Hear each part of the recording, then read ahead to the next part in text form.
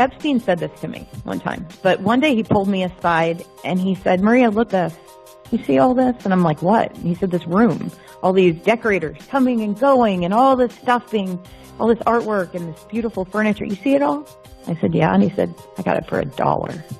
And this is the first time I heard the name Les Wexner. He said, Wexner gave it all to me. He'll do anything for me. When I called the FBI, I'm going to tell you what I told them. I said, I know this is strange, but I said, I have a report to make on someone that I've been working for that recently kidnapped me. And they said, who are you talking about? And I said, okay, well, his name is Jeffrey Epstein. And I said, and her name is Ghislaine Maxwell. And I said, but here's what's important. It also involves the Clinton family. It involves Bill Clinton for sure. It involves Donald Trump. And I said, but the most important one, and I said this, that he's the head of the snake, is Les Wexner. And they said, what do you think he is? And I said, he's Jewish Mafia. And they said, what do you mean? And I said, what do you mean, what do I mean? Yeah, I said, what do you mean, what do I mean? I said, he's not Italian. He's Jewish, and he's Mafia. I said, I can't be any clearer with you. And they said, how do you know he's Jewish Mafia? And then I went on to list everything that I'd seen that was just so creepy. Could you and how tell me what you told them about why you thought Wexner was part of the Jewish mob? Because that anything you can tell me there helps me build my case. I don't know if you read my background in Wexner in part 3 of my series or remember it, but there's definitely a lot of evidence pointing to him. Right. So there was this police report filed, and I think it was Columbus, about the murder of his tax attorney. And the police report was destroyed, but there was a copy of it that ended up resurfacing 15 years later after it was supposed to be destroyed, that linked him pretty much directly to the National Crime Syndicate, which is the Jewish and Italian mafias working together. But in the 1980s, there were these series of lawsuits and arrests made. Rudy Giuliani was actually a big part in that. It was like the pizza something, I can't remember, but they basically, the Jewish mob in New York took out the Italian mafia they'd been working with all those years and consolidated and basically just took over the whole thing. So anyway, Wexner has ties to those guys. So, but anything you can give me about what you saw that made you think, so, I mean, there's clear ties from that, right? But beyond that, anything you can tell me about what you saw, why you thought it was organized crime and not like intelligence, things like that. So anything there is helpful. Right. So one of the things that made me think it was all the passports. I know for a fact Epstein had an Israeli passport because he showed me. Okay? Yeah. But Epstein, and I'll tell you about the Wexner, like why I think he's mafia, but I just want to say too why I thought it was really sketchy that they had, like, how Ghislaine had all those passports. She had a passport, a French passport, an English passport, an Israeli passport, an American passport, and there was one other. And then it made me really mad that when the FBI raided the safe, I know what was in that safe. And it's not a regular safe, it's a whole room, just so you know. So when people say a safe, they think, oh, it's the safe. It's Wexner had one too. It's a whole room you walk into. And in that safe, he had a lot of photographs of children, and I know for about pictures of my sisters are in there because one of the people from his freaking office had told me they were in his briefcase, and he kept his briefcase in that safe. He also kept everything in there because he told me he kept it for Wexner, everything. And when I asked why they recorded everything all the time, I said, is Wexner really paranoid? And he said, yeah, that's one. Epstein said, yeah, that's one way of saying it. He keeps everything. He records it all. He said, I record everything, and I keep it for Wexner in the safe. So the first house I go to has pinhole cameras. Jeffrey's showing me. He's really proud of them. Second house I go to has pinhole cameras. He says, Wexner gave me this house for $1. Wexner gave me this for $1. Then I go to the apartment. They had pinhole cameras in the Victoria's Secret dressing room. Now, just to fast forward, when I was in Wexner's house, there were cameras there were pinhole cameras throughout that thing. And Jeffrey, again, is like, oh, look at all the pinhole cameras. And Ghislaine says, you need to be careful. We can see everything. When I would go to the restroom or take a shower or anything, Ghislaine would call me, and from the speaker, and this is in New York, sometimes in London, in different places, she would say, "Get out of the loo, get off the toilet." She would start screaming at me. And I was on the toilet. And I'm like, what's happening? So then later Jeffrey's like, oh yeah, everything's being fed to Abigail. They're watching everything. They literally watched my every move, Whitney. Who does that? My point is, who has cameras everywhere? Sharpshooters, Doberman, Máfia. That's why I said Máfia. I'm like, I don't know anyone who lives like this. There were little pinhole cameras in that first mansion that Annie met Jeffrey in, and in the second mansion that he gave Jeffrey for $1. They were in the building that his brother owned on 66th Street. There were pinhole cameras in all these buildings that Wexner, yes. Okay. All the buildings that Wexner had owned. Well, here's where they were in the building that Wexner owned. They were in the Victoria's Secret stalls. Even though I had this driver's license, and Jeffrey had given me his SUV to use while I was there, but I couldn't go outside because, Whitney, there were sharpshooters, and no one discusses this. Actual freaking sharpshooters everywhere. And anyway, the weirdest part about being at Wexner's was it wasn't the basement, because they had a basement. It was like below that, and there was a sauna in that room, like a huge sauna, and then they had like a vault, and then they had a door to an underground tunnel. And the only way I knew it was an underground tunnel was because their maid told me. I said, what is this door? Because I used to keep everything down there. And she said, oh, that's the tunnel that leads to the main house. I'm like, well, that's weird. Why would they do that? And she said, oh, you don't know? And I said, no. And she said, there's a giant 10,000 square foot floor that raises up when someone goes through that tunnel. And then they can enter the room secretly in, and then no one ever sees them. The floor raises up. She said it's 10,000 square feet. I mean, here's the thing. I lived there for 3 months, and I never once saw him. I saw Abigail on her horses, go out to get her horses. I could just see her go out, but I never once saw him. And that's why I called him like the Wizard of Oz, because he was controlling everything, but no one ever saw the guy. Okay, so Wexner set up, just so you know, nobody talks about this, but Whitney, before that first house, the house that Wexner gave to Jeffrey for $1, it's like the mansion that he raped all the children in. Before that house, there was another one. Yeah, Wexner gave him that one, and that thing was incredible. That's where Annie actually met him. I brought her over there. But that house, that mansion then was later given to Ghislaine recently. She sold it to give it to, or the townhouse, whatever, and that's how she settled with Virginia. She sold that.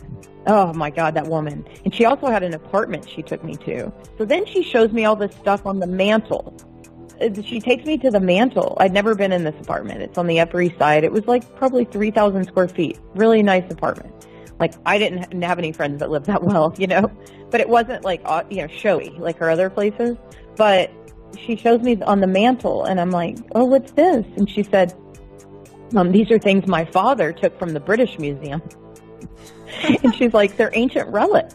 And I'm like, did she just say that? See, I could never repeat things to people because I think I was lying or something. And I'm like, what do you mean he took them? And she's like, he took them. He liked them. And she's like, this is an ancient Peruvian relic, and she's showing me this stuff that was 22 karat gold that had been taken from graves, but out of the British Museum. I'm like, this is not good. And then she showed me all the royals. Like, she had about like 12 photo albums of growing up with the royals. Everyone thinks that they met at Oxford. No, they did not. Yeah, I'm lying about that. Yeah. She showed me pictures. Yeah. Well, I talked about, I did an article where I brought up some scrubbed news reports talking about Ghislaine and Andrew way before they said they officially met. And I also heard from someone that Epstein was in London a lot in the 80s, and that he had met Prince Andrew at some point during his time in London in the 80s. And he was apparently dating Ghislaine in the 80s, even though they claim they met in the early 90s and all this stuff. So I know they're all lying. So trying to figure out right. how much they knew. I mean, any of that information is really helpful. So. Right. And she grew up with the royals. Like, she showed me all the photo albums. Well, she also knew Fergie, like, a long, long time ago, because I saw pictures of her super young with Fergie before she was ever married to Prince Andrew. And, I mean, it was weird. It's like somehow she knew a lot of these people. Now, she knew Prince Andrew when they were definitely like, I mean, she looked maybe 20 in some of these pictures, or maybe younger than that even, with Prince Andrew. And so I can date some of it by telling you that some of the photographs where they're all super young, they were making fun. I'm not kidding you. The pictures of Diana when she was just dating the prince, and Diana's in the corner crying in some of these pictures, and Ghislaine's like, look there, we made her cry. Isn't that funny? We hated Diana. That's what she said. And I was like, oh my God, that's horrible. I just don't think I have as many supporters in that environment than I did. Yeah. You mean within the royal household? They see me as a threat of some kind. Ghislaine answers to Wexner. I know that for a fact. So you think she answers more to that's how I knew he was Wexner than like, I don't know, like Israeli intelligence where her dad worked, right? Do you think she's more like under Wexner than right? No, I know she's Israeli. Yeah, well, Wexner is Israeli intelligence, 100%. And I believe that. I mean, there's no way it was just a sign. It was a sign that she would be under him, and I know that's where she got all of her funding to do this scam with Epstein. I know that. Well, the thing that's so gross is that the FBI is complicit. You're the only one who cares about how it all began. That's what's so important. That's where it is. I mean, that's where the real story is. I mean, that's how you find out how extensive it is. That's the story. Yeah, exactly. Yeah, and it's all out of Israel. I'm going to tell you what Ghislaine told me about her dad. Because, I knew her right after he died. Like, I think he'd only died, 2 years before. He died in 91. She was constantly grieving for him, right? She was constantly still in grief. And Epstein, so she would tell the story that her dad had Epstein protecting her. And I'm like, wait, what? This is weird. So she would say that Epstein was kind of assigned to her to take care of her because her dad, right before her dad passed away. Take me back to the 1980s, because Ari Ben-Menashe says that's when Ghislaine was smitten by Jeffrey Epstein, and Robert Maxwell brings her in, and then him in, Jeffrey Epstein in, to introduce him to Ari Ben-Menashe and says, we want this guy to work for us doing Iran-Contra. Can you confirm any of those details? I can help you understand the timeline and who participated with Jeffrey Epstein and how he became a spy and what he did when he became a spy. I can help you in all those areas because I was there. You were there? I did. Did he tell you? Did he tell you I'm a spy? Did he go and say I'm working for the Israelis? Yes. He told me that he was a spy. He was fully aware that I was asked to join to be a spy, and that I rejected the request. So Douglas Leese asked you to join them and be a spy, and you said, no, I don't want to have anything to do with that. I rejected the request of the spying. Okay. Jeffrey Epstein accepted the request of the spying, and he further cemented his opportunity in espionage when he met Ghislaine Maxwell and entered into a serious relationship with her as a lady-man relationship that was a very strong bond between them, a very powerful and dynamic work relationship between the two of them, and they've admitted to the public that they took over Robert Maxwell's spying records, operations, and moved that to Florida to Jeffrey Epstein's house. That's been admitted. That's a fact. He and Epstein were involved in laundering about 1.5 billion, I think it is. And Hoffenberg ended up in upstate New York in a federal prison. And he was there at the time that Epstein was in Florida being charged. So Ghislaine Maxwell had she was the glue. She was Although the Epstein fixer. was with Les Wexner at the time, right? Yes, he was. He was with people called the Mega Group. I mean, these group of big sort of businessmen who are linked to Israel. Some would say they're sort of the rich Zionists in America. But I think that if, as I believe, Epstein more than likely was connected to Mossad, she was too. And I think that she would have been used as the bait. My personal feeling, I think that she helped Epstein moved in that kind of direction. In other words, where he wasn't just sort of the money guy, a kind of crooked money guy. He was a money guy who could actually help Israel. But her dad knew him. Right. I thought that was really strange. A guy that used to work for Israeli intelligence with Robert Maxwell told me that he had seen Jeffrey Epstein in Maxwell's office in like the mid-'80s. So that definitely goes back several years. Part of the business too? Was she involved in what you were doing over there? No. But later on, she got involved with Israeli intelligence together with him. Right. But not in the science deal, in Iran business. Would you say she was an agent as well? Was she someone working for Israeli intelligence? Oh, definitely. Military intelligence as well? Yes. And when that happens, because I have no idea how that world works, so I'm learning a little bit. It happened by accident.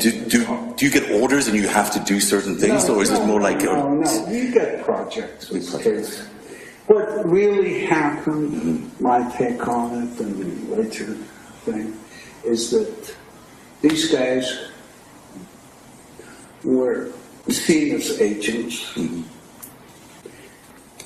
And so they found a niche for themselves, blackmailing American and other political figures. For the Israelis? So it's hard for people to understand why Israel would want to get blackmail on an American. I'm asking a question that I can answer it quite probably, but for most people, it's hard for them to think about Israel as being blackmailing their leaders in the United States. It's a very... It was quite their MO. En dan de Mossad en Clinton. Begin 97 ontdekt de FBI dat de Mossad een spion heeft in het Witte Huis. Iemand op een hoge positie met de codenaam Mega. De FBI begint een klopjacht, maar moet daarmee stoppen. De Mossad chanteert het Witte Huis. So they set up an operation outside Monica's apartment, and they bugged it. And they picked up some 30 hours of phone sex between the president and Mr. Lewinsky. 30 hours? About 30 hours, yeah. And those are all taken back to Tel Aviv. Mossad probably remains still top of the pile because it's never lost its war footing mentality. Mossad also has, in a sense, an easier role to play in a way because it says first, last, and always Israel, always. And anything that only affects Israel is what interested primarily. See, sleeping around is not a crime. Maybe embarrassing, but not a crime. But sleeping with underage girls is a crime. I did receive money to go to these parties. After every party, I was paid by Mr. Epstein. There wasn't, out of all the girls that were there with me, most of them were 13, 14. I think the oldest one might have been 16, but just turned 16. And she'd been there for a while. He'd see me, he would say, "Oh man, you look," and it wasn't like "Oh, you remind me of my daughter." It was this sick, evil, like, you remind me of my daughter. You are special. You remind me of my daughter. I've said that if Ivanka weren't my daughter, perhaps I'd be dating her. It was just this weird pleasure, sick smile. Like I don't even want to know what he was thinking about. I could imagine what he was thinking about. After the parties would end, we were to report to Mr. Epstein and basically tell him everything that happened, with who, what they liked, what they disliked, if there was any requests, if there was any talk about anything. That's what, we told Mr. Epstein everything. He ripped off all my clothes, and he started to basically have sex with me, and I was screaming because I'd never had sex before. It was my first time, and Tiffany was yelling at him too. She was saying I was a virgin, and he told us to just shut the fuck up, and just basically took my virginity while I was crying and telling him to stop. And that's basically begging for him to just stop. And Tiffany didn't know what else to do either. No one was there to help us, or me. And so after the fact, he basically finishes it. It didn't take that long at all. I mean, but it was just, it felt like it was like 5.5 hours. It felt like it was an eternity. Like, I don't even know how long it was, but he was done, and I was crying, and Tiffany was consulting me, and she was, apologizing. She told me that she just never put me in that situation again. But he comes over mad because I was crying, and he said that I should be thankful that someone like Donald Trump took my virginity. He basically didn't say took my virginity. He said, I should be glad that someone like Donald Trump popped my cherry, and not some pimply little 14-year-old. And I just was like, what if I said, what if I get pregnant? Not even talking to him. I didn't want to talk to him. I was talking to Tiffany. And he said, well, you'll get an abortion then, bitch, and then just walked away. And I told Tiffany I needed to go home. He made sure these girls were underage.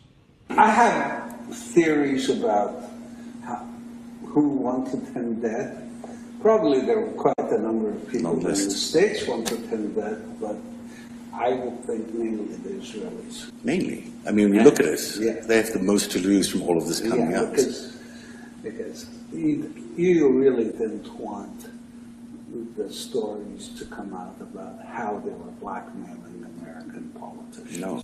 Yeah, it's true, because Ghislaine's thing that she told me was that he was assigned to her to protect her because her dad had died.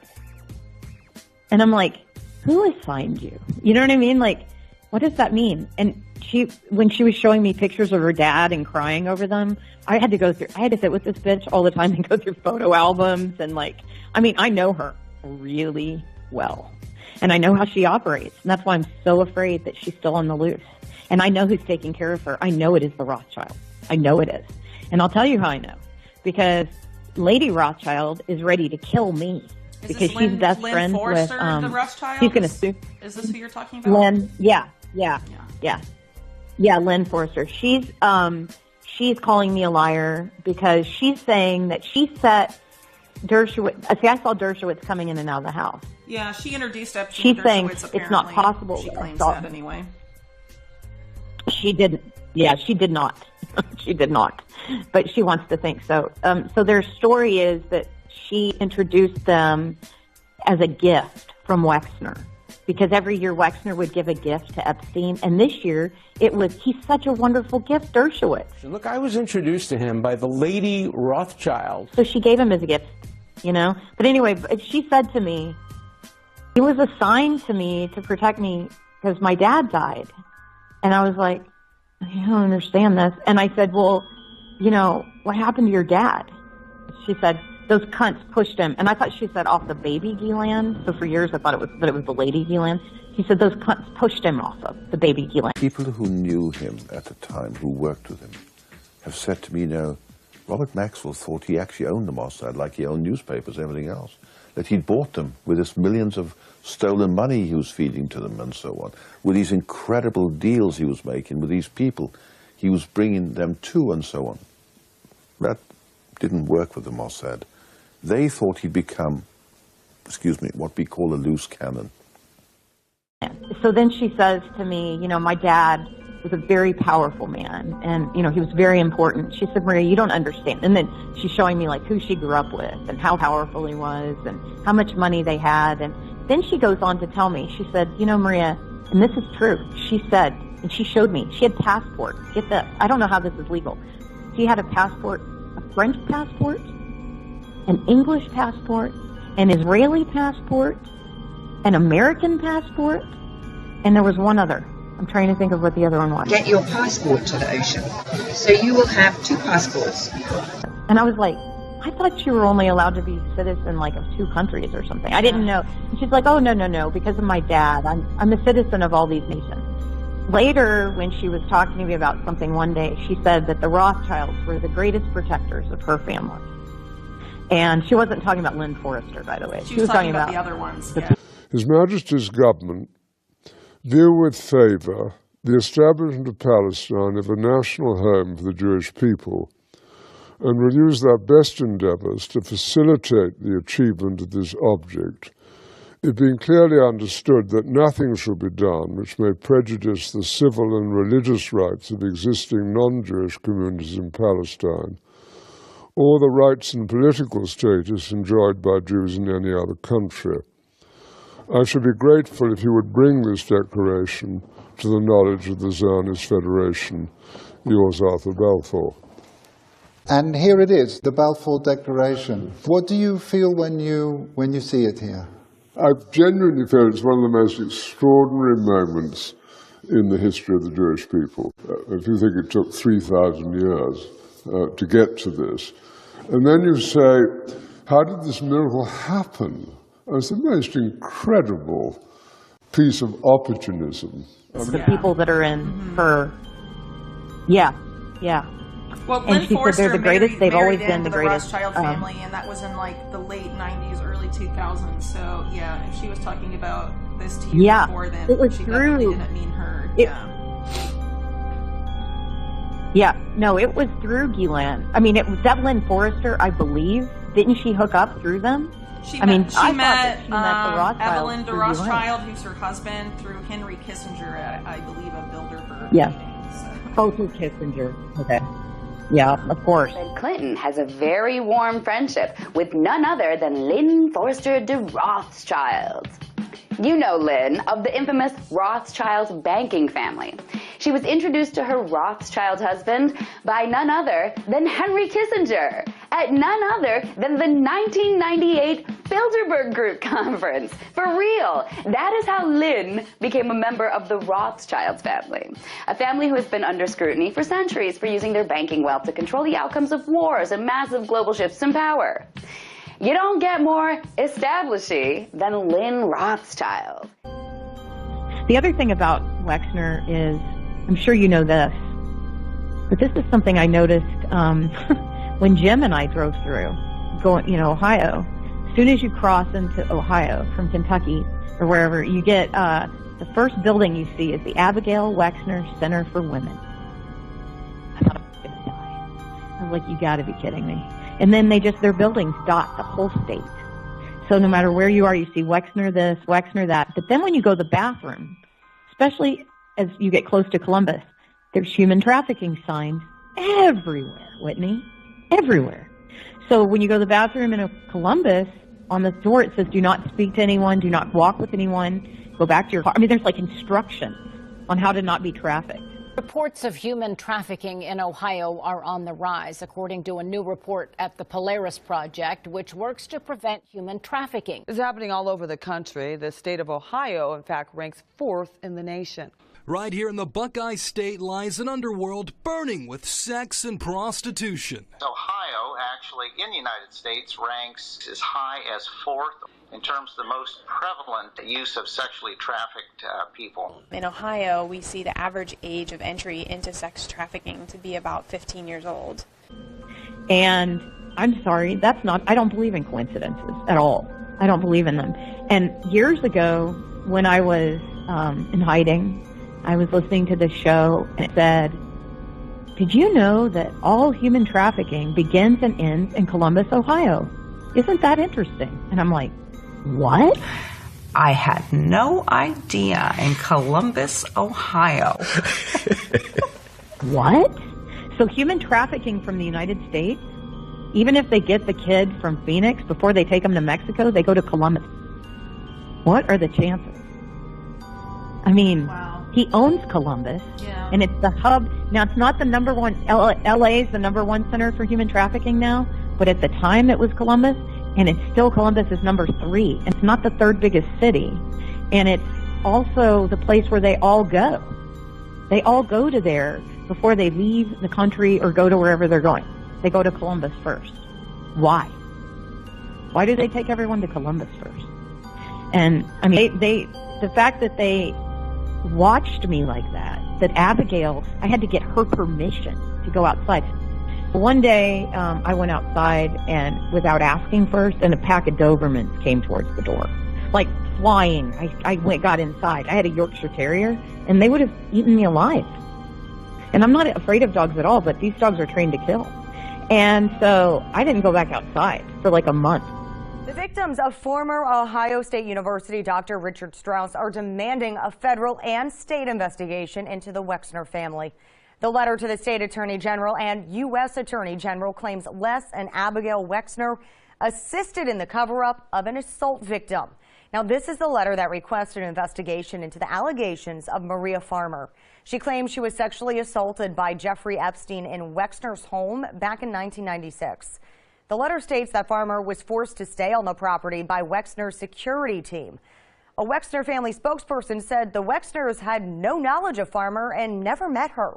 We were also given a statement that reads in part, quote, the Epstein house was not a Wexner guest house, was not on land owned by the Wexners, and was nearly 1/2 mile away from the Wexner home. The letter also brings attention to the fact that Abigail Wexner serves on the Ohio State Board of Trustees. The 5 Strauss victims are asking for the investigation because they said the allegations are terrifying and, quote, bear directly on our own fight for justice. Strauss is accused of sexually abusing at least 300 young men. We reached out to the victims who wrote this letter and to OSU for a statement, but haven't heard back. I also reached out to the Attorney General's office and was told they are reviewing the letter and was given a statement that reads in part, quote, the office takes all allegations of sexual assault seriously.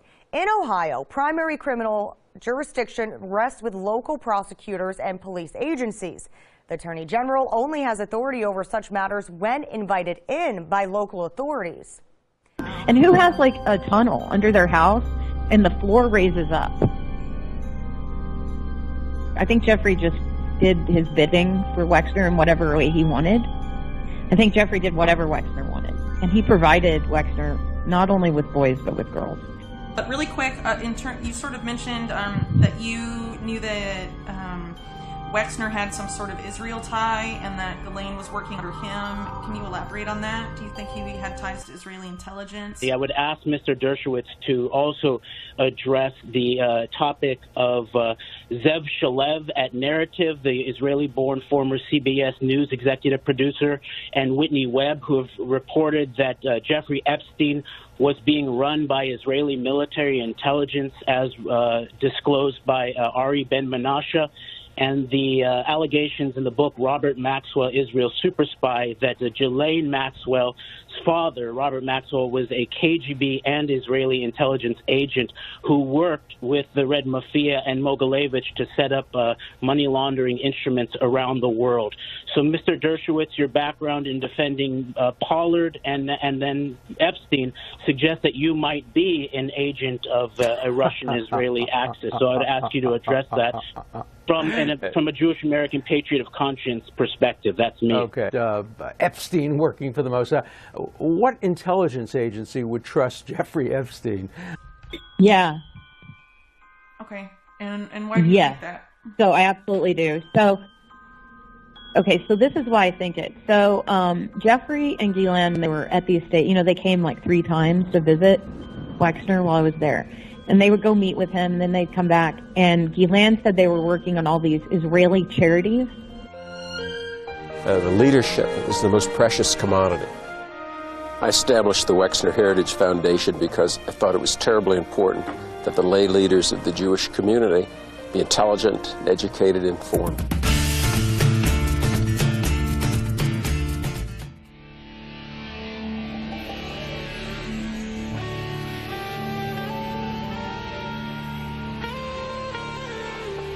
Going to Israel was the highlight of the entire Wexner experience. The key to the future of the Jewish people lies in the creative and thoughtful and respectful interchange between Israel and Jews in the diaspora. For students and for, Jewish people. And I remember thinking, oh, that's weird. And she was like, you don't understand our loyalty to Israel, Maria. You don't understand our loyalty. She's like, unless you're a dual citizen, you just don't get it. She's like, your people could never understand. She would say, my people, your people, the chosen ones, all that bullshit. It's just unfortunate that all the Jewish people I met also happen to be pedophiles that run the world economy, So it gives you like a bad taste in your mouth. Like, ugh. They did a number on all of us. We've all had a hard time with, like, a lot of it because of the abuse. So it's hard to not then go, all these people are like this, when it's not true. Not all of them. Just a huge chunk of elites are like this. I guess all of the elites. I don't know. This is how the elites speak to their, quote, servants. They're I don't know, just like the regular people who aren't Jewish, that aren't allowed to eat at the country clubs. It's a big part of it. The whole time I was there, I lost 20 pounds. I was very small anyway. But I lost 20 pounds because I wasn't allowed to go get food. And when I called Ghislaine and asked why I couldn't eat there, she said, it's a Jewish country club. You're not Jewish. They're not going to serve you. This is how this woman spoke to me. Yeah, this is how these people think, Whitney. They, honest to God, think their DNA is better than everybody else's. I swear to you. It was a theme all the time with them. With Eileen Guggenheim, with, Jeffrey Epstein, with Ghislaine. It was a theme. Jeffrey was a lot less horrible than Ghislaine as far as a human being, like just being around, because she was raping just as many children. So the country club, you weren't allowed to go because it was only for, people of a certain religion and people. Ethnicity. Okay, so that's unfortunate. Wow. I mean, they could cut you down, and it was so morally devastating. You just felt useless as a human being when you were told you're nothing because you're not Jewish, you're stupid, you're useless, a useless white girl, a poor little peasant, just the things that I was called, I was just like, I believed it, because it was like a cult, the problem. Yeah, you wouldn't believe the way Jeffrey and Ghislaine spoke about African Americans. It was like, it made my skin crawl.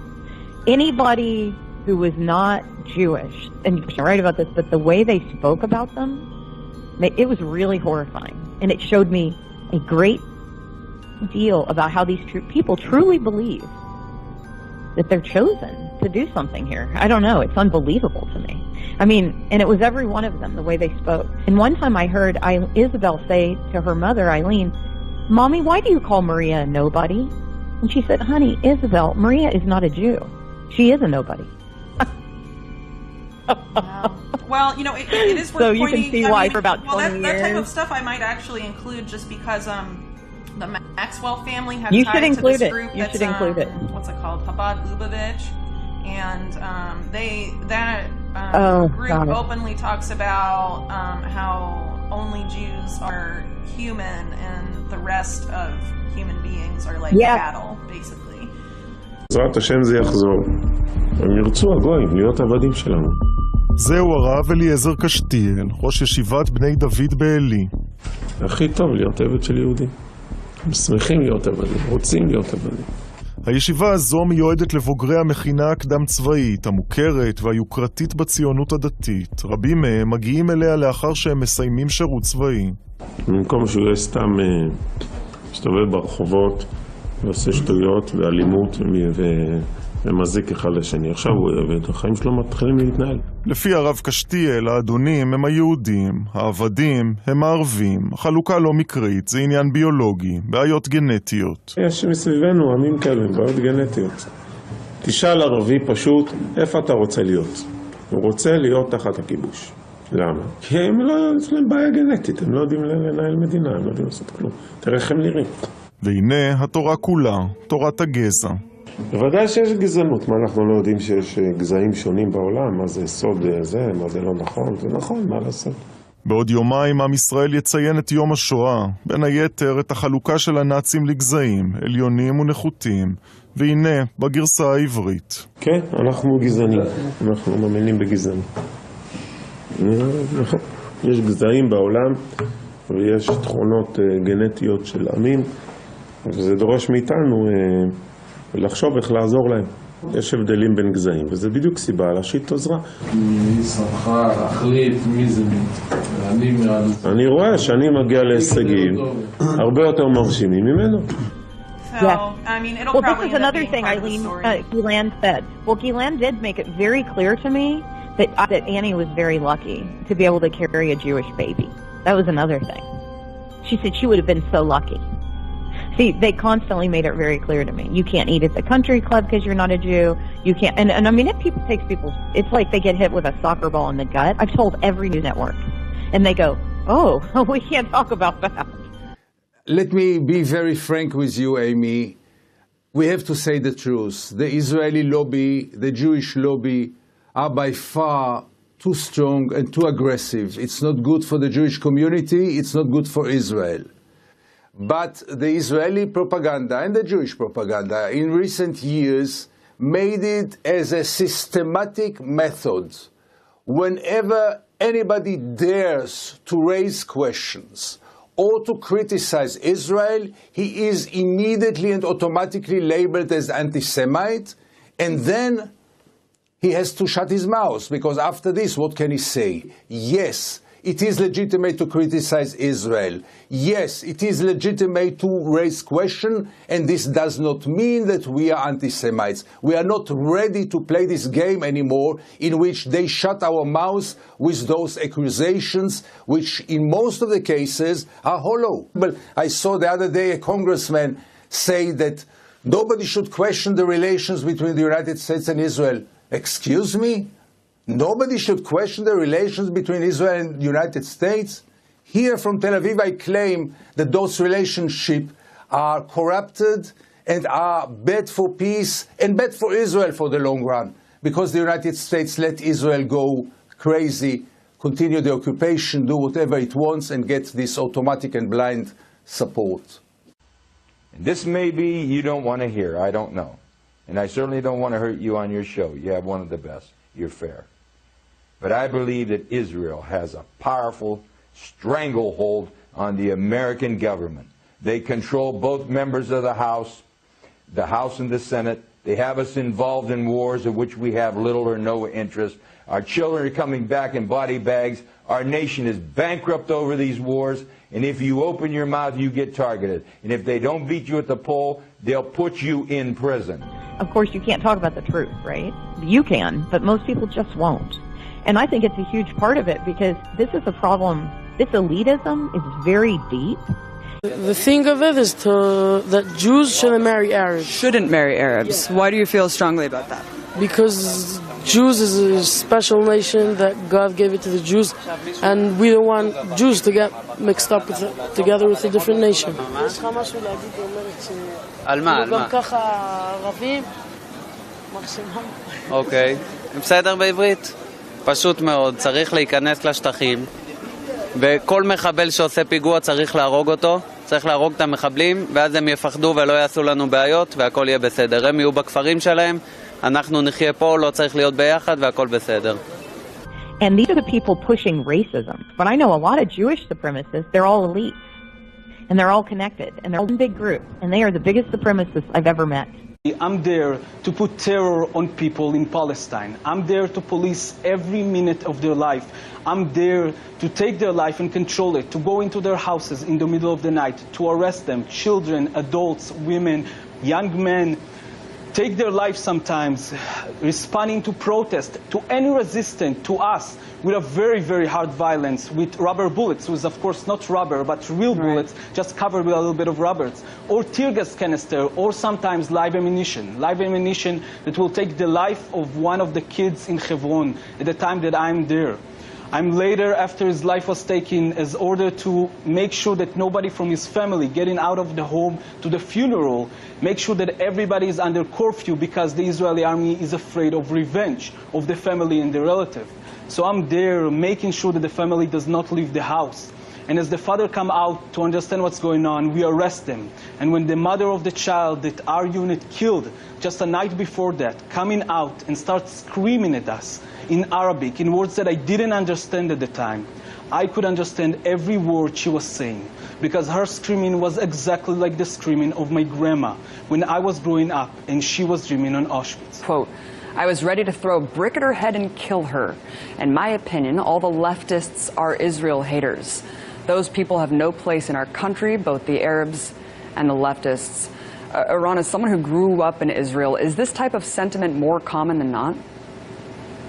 Yes, of course. The Israeli society is very much in a national identity, is very much in a fascist identity, but we need to ask ourselves the real questions, like why is that? Why is nobody talking about what is the interest to stuff like taking more land from Palestinians, or grabbing more settlements, expanding the settlements, or attacking in Gaza like the last offensive, the last massacre. The beneficiary of this situation are not the Israeli public, it's not the kids in the school, it's not the fascism in the street. The people that really, really get something out of it is the people that run the country. And not only Israel, also here in the US and people in Europe. And the things they said about black people made me cry, honest to God. It made me sick. The Likud member of parliament, Mary Regev, stated from the stage of an anti-refugee rally, the Sudanese are a cancer in our body. Interior Minister Eli Yishai claimed that African refugees were raping many Israeli women, who do not complain because they don't want people to know they were also given AIDS. I was like, I can't. And they make it very clear. They made it very clear that I was a servant because I was white. I was a white servant. כל הגויים שאתה רואה שיש בעולם מהמיליארדים האלה, הם הכל רק בשביל שהיהודים יהיה להם איזה תועלת. אנחנו לא רואים את זה, אנחנו לא יודעים בדיוק. היות ואנחנו בגלות, אז אוטומטי עדיין הם מאוד לא משרתים אותנו לגמרי, רק חלקית. כל אחד יבוא, אז כל אחד יהיה לו...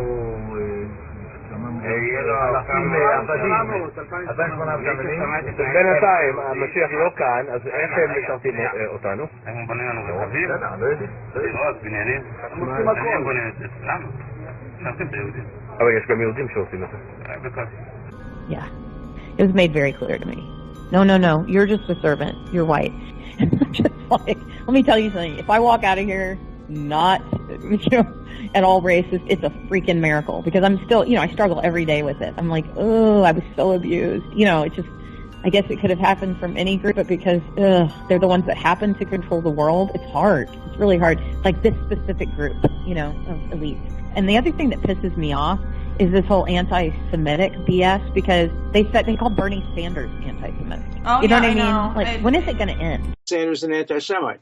I think he tolerates anti-Semitism. It's done over the years. I've interviewed Bernie Sanders many times.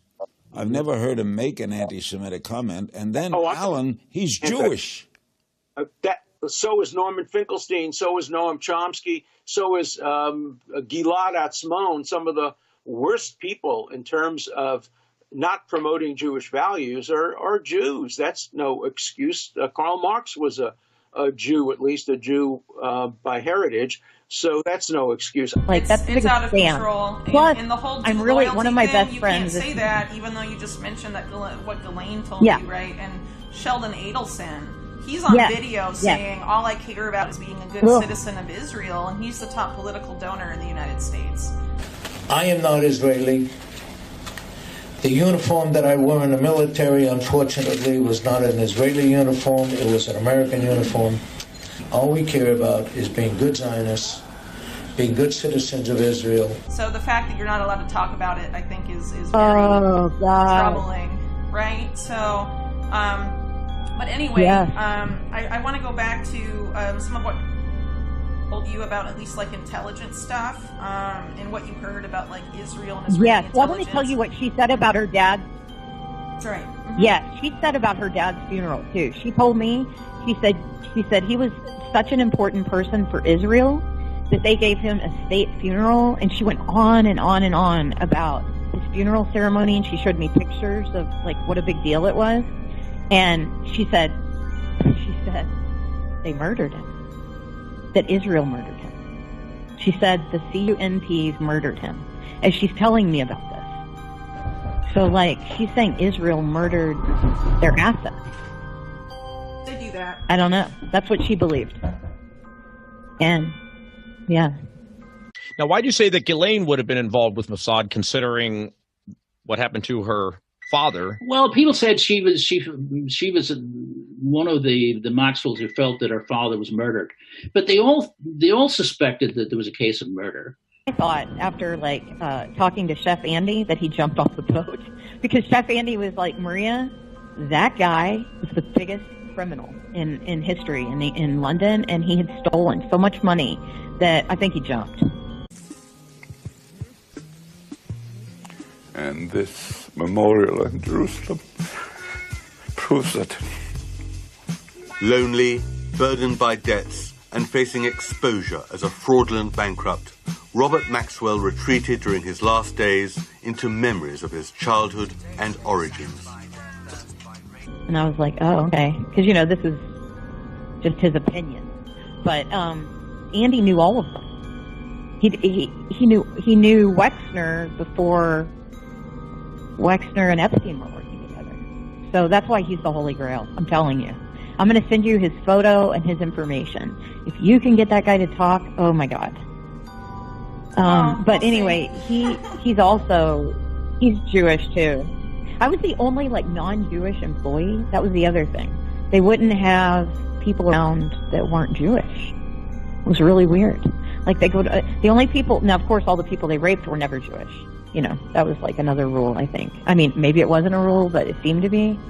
But the children were never Jewish, just the employees and a lot of Leslie Groff and those people, that they had around were usually they trusted each other, but they don't trust people outside their network.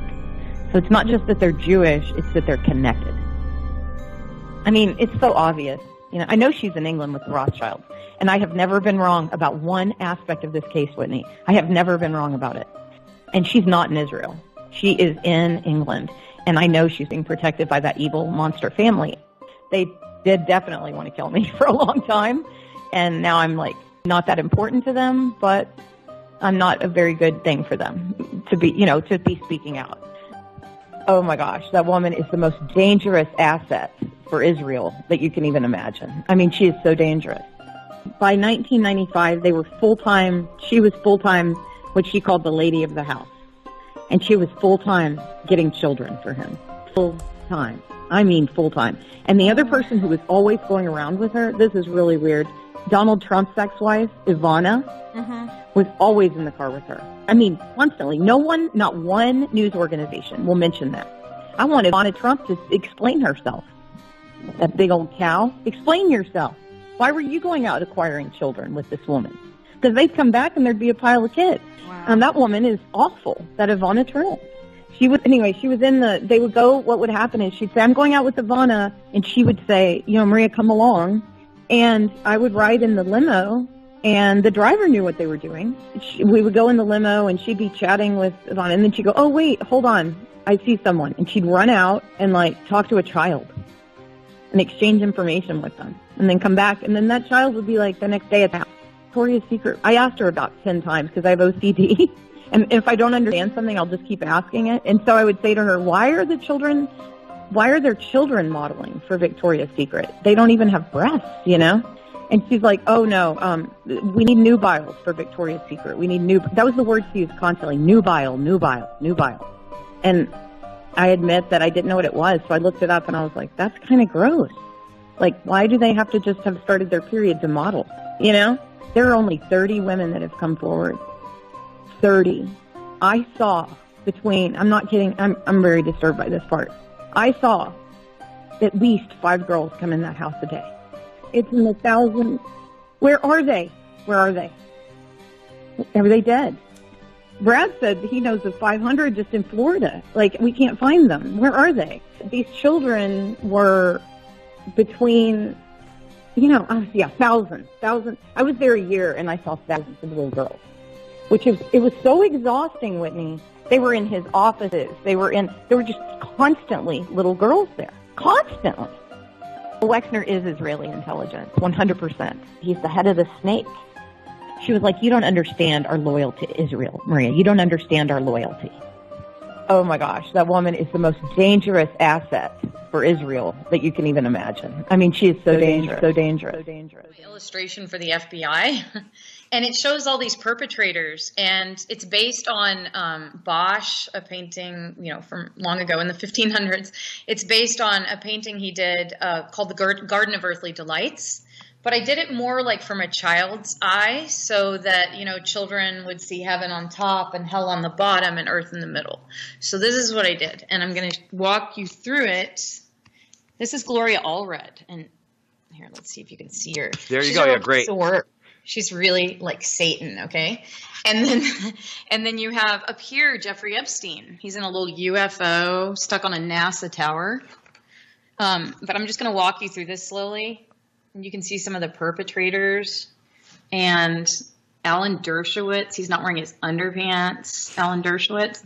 And the lawyers, okay? Here's, can you see Abigail Wexner? Oh, I can. Okay. And the head of the snake here, you see him? Yes, and Ghislaine Maxwell right behind. Yeah, Ghislaine. We have some other really big heroes here. And then we have some really gross co-conspirators. Just going to go through those. Is that Bezos down there? Elon Musk. What a piece of crap. Look at him. Oh, how funny. And then here you have Donald Trump, Sarah Kellen. For some reason, something weird came up on my screen, so I don't know what that is. Okay, so anyway, I hope you can see it all. Everything's looking great. I made him a very little man, Donald Trump. I'm going to tell you why. I met him with Jeffrey Epstein, and this man, Bill Clinton, came to visit Ghislaine Maxwell and Jeffrey Epstein at the estate. This is someone who doesn't count. And so anyway, we just have some, an illustration for the FBI, because apparently they can't follow verbal cues. So I wanted to help them a little bit. Yeah, they can't follow evidence, names, numbers, associates, time frames. All those things seem to be void when it comes into an investigation of their overlords. Because if you look at the history, it becomes really clear that Epstein was part of this larger network of sexual blackmail operations that have existed in the U.S. since the 1920s that trace back to this national crime syndicate. Even though he was working for Israeli intelligence, the mega group is that same syndicate that's been using sexual blackmail to control politicians since the 1930s, really. And this is, the consequences of the impunity for those people, if they've been doing it since the 30s, they're doing it now. It's not something that stops with Epstein, basically. So it's really important to understand how we got to Epstein in order to understand the significance of that scandal, right? Because there are ties between this Epstein, the Epstein network. There's ties to the Franklin scandal. There's ties to the sexual blackmail operation of the White House call boys that was run by Craig Spence. In the 1980s. I mean, the ties are just very extensive, and a lot of that history has been forgotten. And I think people, need to realize how deep this goes in order for us to be able to identify where this type of behavior is really coming from. And it's coming from the fact that our intelligence agencies have been in bed with organized crime for decades and decades and decades. And us, even though intelligence agencies say that they're here to help protect us and it's about national security, they themselves operate as organized crime syndicates. The CIA is an organized criminal organization.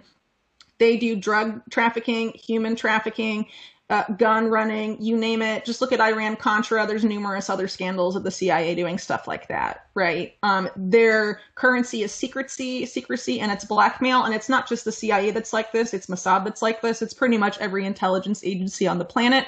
In the U.S., the CIA and the intelligence apparatus in a big way is really the real government. If you look at, Kennedy and all the presidents since then, whether it's Democrat or Republican, not much changes. And that's because the real power in the U.S. does not lie with who is president.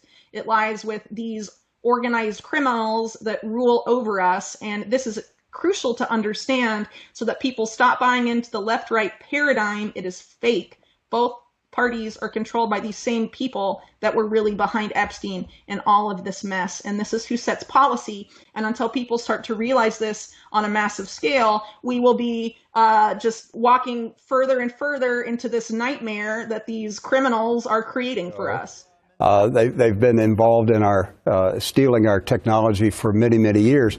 But another way that Israel has affected U.S. foreign policy is through blackmail operations. And I would point to Jeffrey Epstein, who was allowed for 30 years to recruit young girls in America from vulnerable, broken homes, as young as 13 years old.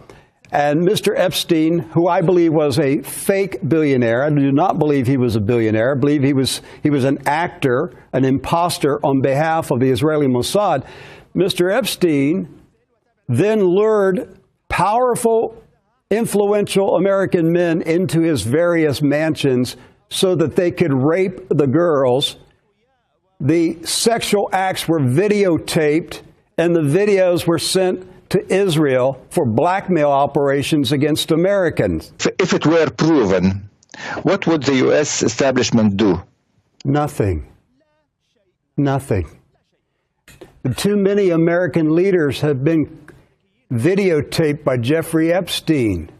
There's not going to be any action from the American political establishment. The American ruling class is corrupt, and the American people must clean house.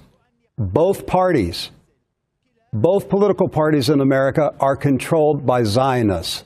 There is no choice in America. I can tell you she is still a prostitute. She is selling false stories now for money about me. Do you have any concern calling her a prostitute when she was victimized at such a young age by this wealthy man? She was not victimized. She made her own decisions in life. But at the age of 15, some would say that's a little young and that she was taken advantage of. When you were negotiating that deal, did you say the word whore so many times you forgot the meaning? No, I didn't use that term, and I would never use that term to describe a young woman. I just laid out the facts. I chose to become a defense attorney because I like to defend the underdog, and I don't like supporting the government. I like challenging the government. Man, I hope one day I can look at over 100 accusers and someone worth hundreds of millions of dollars and see that the rich pedophile is the underdog. Fight the power! Now, Jeffrey Epstein owned an island in the Caribbean called Little St. James. Have you ever been there? And if so, don't you hate it when Prince Andrew's ass knocks over your drink? Well, my wife, my daughter, and I, she was about, 7 or something. When Jeffrey Epstein first bought the island, he flew a private plane. We were vacationing in Guadeloupe or Martinique, I forget. And he flew us to the island for one day to see the new island. Nobody was on the island. And we met there with a professor at Harvard Law School and his wife and my daughter.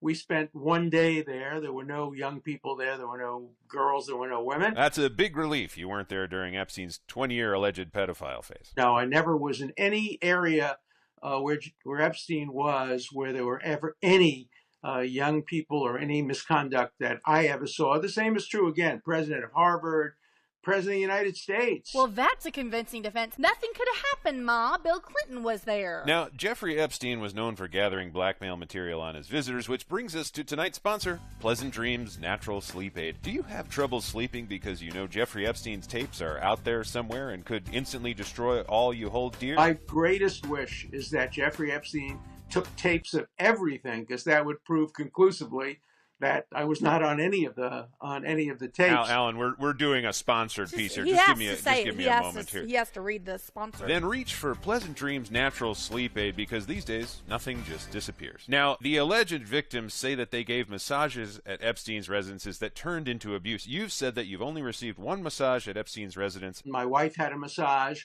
I had a massage. They were therapeutic massages. I kept my shorts on, yes. I'm not a big massage person. As I said, my wife had a massage. I had a massage.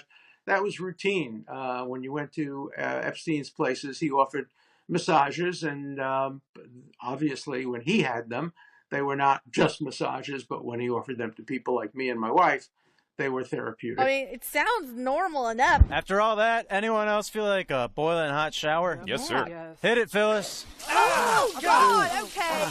All right, I gotta go to my friend's house where he offers every guest a massage from a woman in a recorded private room out of the good, non-blackmail part of his heart. Good night, everyone. Dersh, if the feds come, who are you going to flip on first? Please say Bill Clinton. I have nobody to flip on because I did nothing wrong, and I'm aware of nobody else who's done anything wrong except for the person who no longer is alive. Get your eyes checked, man.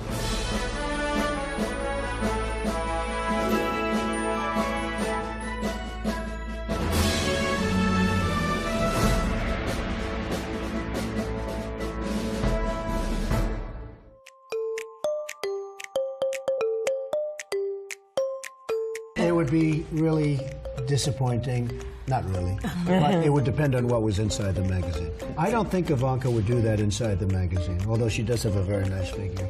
I've said that if Ivanka weren't my daughter, perhaps I'd be dating her. You know? Stop it!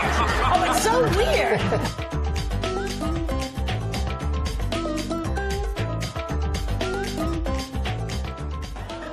I have never been so grateful for an ellipsis in my life. You know who's one of the great beauties of the world, according to everybody, and I helped create her? Who? Ivanka. My daughter, Ivanka. Yeah. She's 6 feet tall. She's got the best body. Yeah, she's hot. She's got marvelous legs. We don't know whether or not she's got this part yet, but time will tell. Well, I was going to say sex, but I can't relate that. He would be incredible for women in this country. And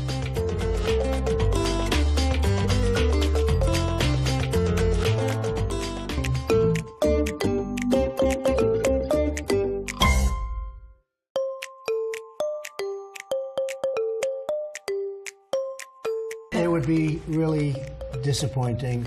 Not really. But it would depend on what was inside the magazine. I don't think Ivanka would do that inside the magazine, although she does have a very nice figure.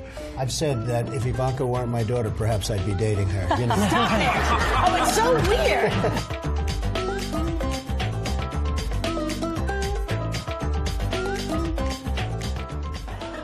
I have never been so grateful for an ellipsis in my life. You know who's one of the great beauties of the world, according to everybody, and I helped create her? Who? Ivanka. My daughter, Ivanka. Yeah. She's 6 feet tall. She's got the best body. Yeah, she's hot. She's got marvelous legs. We don't know whether or not she's got this part yet, but time will tell. Well, I was going to say sex, but I can't relate that. he would be incredible for women in this country. And